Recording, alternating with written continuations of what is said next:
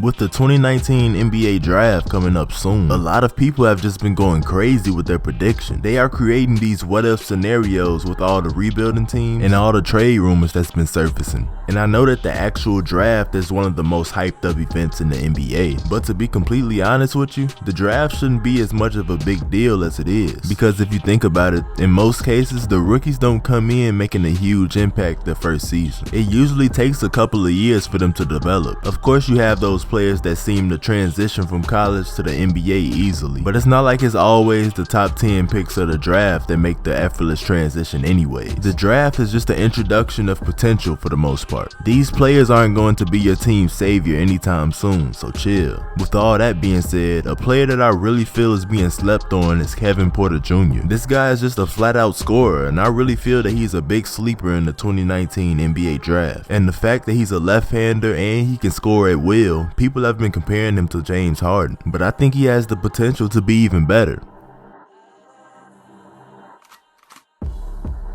What's good, everybody? Welcome back. Shout out to all my new subscribers that came from the last video. I've gotten over 500 new subscribers since then, and big thanks to the ones that were showing me love on my social medias. I appreciate that for real. I've gotten over 50 new followers and so many DMs. Appreciate all the love and support y'all giving me, man. But if you're new to the channel, make sure you let me know that you're new down in the comment section, and make sure that you're following me on my social medias. I'm gonna leave all these links down in the description.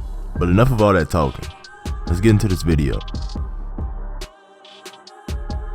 Kevin Porter Jr. already has somewhat of a popular name on the basketball court, but for the ones who've never heard of him, he's a 6'6" guard who played for Rainier Beach High School in Seattle, Washington. Rainier Beach has produced some NBA talent over the years. Players like his mentor Jamal Crawford, Nate Robinson, and his former teammate DeJounte Murray. People always knew him for his talent on the basketball court, but there was just something holding him back. Even though he had good intentions, he was always known as that guy with the attitude problem. He was going through some things off the court, and he was trying to find some ways to cope with it, and that's where Jamal Crawford came into play. He was there to give him advice that was going to help him mature mentally, so that he can become the best person that he can be on the court and off the court, and it really helped him out. He led his high school to a state championship his first 2 years, and by the time he was a senior, he was just unstoppable. While leading his team to a 22-7 record, he was averaging 27 points, 14 rebounds, and 5 assists. There were just no defenders that could check him at the time. He was so unstoppable that it got to the point where he was named Mr. Basketball by the state of Washington. He was just that good, man, I'm trying to tell you.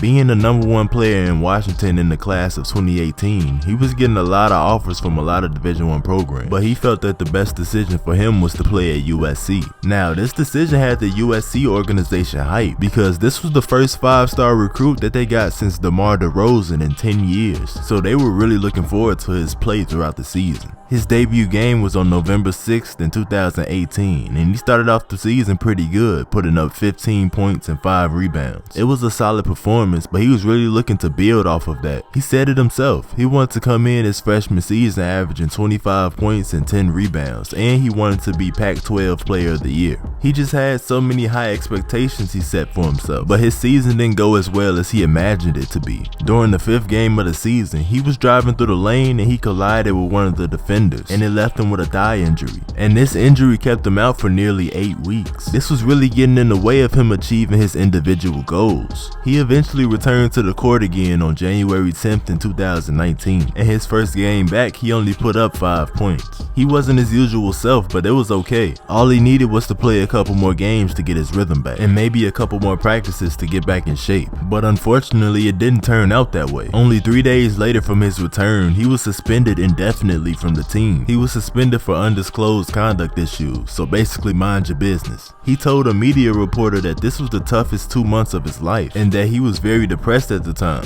Basketball was his way of escaping things, and to just have the game taken away from him was a hard thing to adjust to. But taking the good with the bad, this was a very good learning experience for him. He says that now that he reacts to certain things differently, and that this journey really helped him learn how to control his emotions. He finished the season averaging 10 points and 4 rebounds. Now, even though he didn't achieve his personal goals on the college level, he still showed enough talent to be projected as a lottery pick, so he made the decision. He has entered the 2019 NBA draft. He says that he doesn't know who else is in the draft, but he's confident in his skill that he can compete with anybody and everybody. Let me know which team you think could use a player like him down in the comment comment section. Whether it's a super team and he could be a go-to option off the bench, or he can play a big role in a rebuilding team. I don't know what the future holds for Kevin Porter Jr., so we just gonna have to wait and see.